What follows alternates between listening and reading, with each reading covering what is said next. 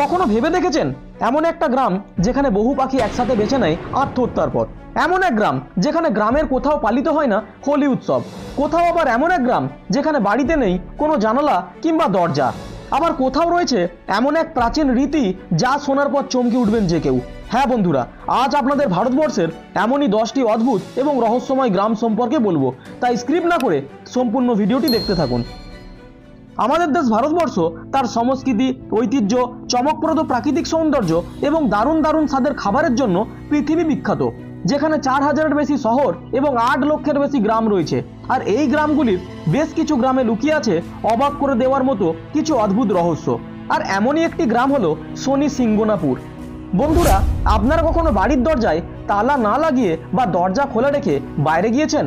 এমন করা তো দূর, হয়তো কখনো ভেবেও দেখেননি। কিন্তু মহারাষ্ট্রের আহমেদনগর জেলায় শনি সিংগনাপুর নামে এমন একটি গ্রাম আছে, যে গ্রামের কোনো বাড়িতে নেই কোনো দরজা বা তালা। শুধু বাড়ি নয়, অফিস, দোকান, রেস্তোরাঁ, এমনকি ব্যাংকেও কোনো দরজা নেই। এসবের পরেও এখানে মানুষ চুরি ডাকাতি বা অপরাধের কথা কল্পনাও করেন না, কারণ এখানকার গ্রামবাসীরা বিশ্বাস করেন যে শনি দেবতার আশীর্বাদে এখানে কোনো অপরাধ ঘটে না। যদি কেউ এমন কিছু করার চেষ্টা করে, তবে গ্রামের বাইরে পা রাখার আগেই শনি দেবতার অভিশাপে তাদের কঠিন শাস্তি পেতে হয়। আর এই কারণে এই গ্রামে নেই কোনো পুলিশ স্টেশনও। শুধু অপরাধমুক্ত পরিবেশের জন্যই নয়, বরং এই গ্রামটি বিখ্যাত এখানে অবস্থিত শনি দেবতার মন্দিরের জন্য। মন্দিরে কোনো ছাদ নেই এবং এখানে পূজিত হয় এক বিশাল কালো পাথর, যা শনি দেবতার প্রতীক।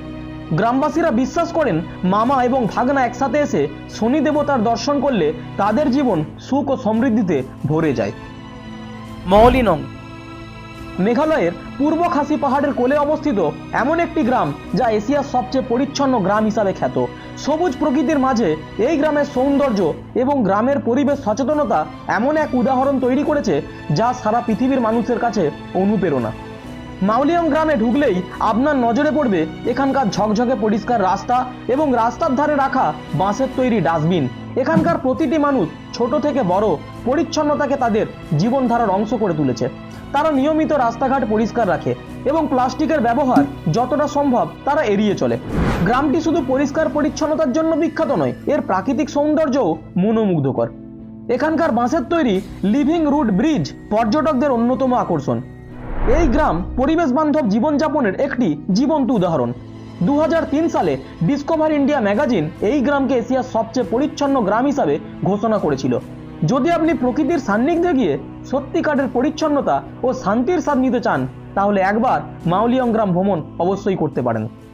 শ্বেতফাল আধুনিক যুগে মানুষ যেখানে বাড়িতে কুকুর, বিড়াল কিংবা পাখি পোষার কথা ভাবেন, সেখানে মহারাষ্ট্রের সোলাপুর জেলায় অবস্থিত শ্বেতফাল গ্রাম এমন একটি স্থান যেখানে প্রতিটি পরিবার বাড়িতে সাপ পোষেন।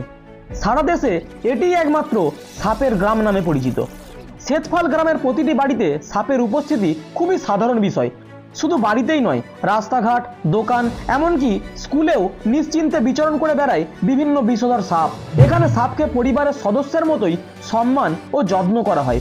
বিষধর কোবরা হোক বা অন্য কোনো সাপ, গ্রামবাসীরা কখনো তাদের ভয় পান না বা ক্ষতি করেন না, বরং তারা বিশ্বাস করেন সাপ হলো দেবতার প্রতিনিধি যারা গ্রামকে রক্ষা করেন।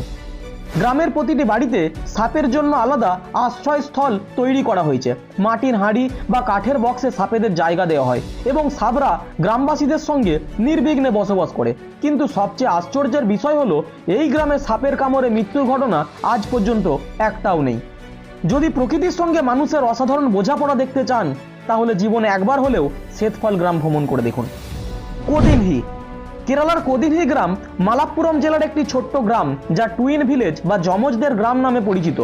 এখানে প্রায় 2000 পরিবারের মধ্যে 450টির বেশি যমজ সন্তান জন্মগ্রহণ করে। এই গ্রামে যমজ সন্তানের সংখ্যা প্রতি বছর বেড়েই চলেছে।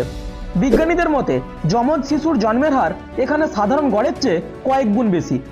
এর কারণ এখনও নিশ্চিতভাবে জানা যায়নি, তবে গ্রামবাসীদের খাদ্যাভ্যাস, স্থানীয় জলের গুণমান এবং জেনেটিক প্রভাবের ওপর গবেষণা চলছে। কোদিনহি গ্রাম তার অদ্ভুত বৈশিষ্ট্যের জন্য কেরালার একটি বিশেষ স্থান হয়ে উঠেছে। মালানা গ্রাম হিমাচল প্রদেশের কুল্লু জেলায় অবস্থিত। মালানা এমন একটি বিচিত্র এবং রহস্যময় গ্রাম যেখানে চলে না ভারতীয় সংবিধানের কোনো আইন। এই গ্রামটির বিশেষত্ব হলো মালানাবাসীরা নিজেদেরকে শ্রেষ্ঠ এবং আলেকজান্ডারের বংশধর হিসাবে বিশ্বাস করেন। এই গ্রামের নিজস্ব ভাষা ও আইন আছে, যা বাইরের লোকেদের জন্য বোঝা বেশ কঠিন। এখানে এসে যদি আপনি এখানকার কোনো জিনিস, মানুষ, বাড়ি, দোকান কোনো কিছু স্পর্শ করেন, তাহলে আপনাকে এখানকার আইন অনুযায়ী 1000 টাকা থেকে 2000 টাকা জরিমানা দিতে হবে। এখানে বাইরের কোনো ব্যক্তির প্রবেশের জন্য বিশেষ অনুমতি নিয়ে আসলেও সন্ধ্যার পরে গ্রাম ছেড়ে গ্রামের বাইরে বেরিয়ে যেতে হবে এবং পর্যটকদের গ্রামের বাইরে তাঁবু লাগিয়ে থাকতে হয়। গ্রামে তারা বাইরের কাউকে খুব সহজে গ্রহণ করেন না। এমনকি এখানকার মানুষ কেবলমাত্র গ্রামের মানুষকেই বিয়ে করতে পারবে এবং তাদের মধ্যে এখানকার নিজেদের আইন ভঙ্গ করলে তাদের পেতে হয় কঠিন শাস্তি। বারাবানকলা গ্রাম। বিহারের কৈমুর জেলায় বারাবানকলা গ্রামটি এক রহস্যময় পরিচিতি নিয়ে বিখ্যাত। দীর্ঘ 50 বছর ধরে এই গ্রামে হয়নি কোনো বিবাহ। এই গ্রামে 16 থেকে 80 বছরের 150-এর বেশি মানুষ অবিবাহিত। বিহারের পাটনা থেকে 300 কিলোমিটার দূরে অবস্থিত এই গ্রামটি অনেক দিন ধরে অবহেলিত ছিল। গ্রামে ছিল না কোনো রেলওয়ে স্টেশন, পাকা রাস্তা, বিদ্যুৎ, স্বাস্থ্যকেন্দ্র বা মোবাইল নেটওয়ার্কের মতো প্রাথমিক সুযোগ সুবিধা। গ্রামের এই সমস্যার কারণে এখানে অনেক প্রজন্ম অবিবাহিত থেকে যায়।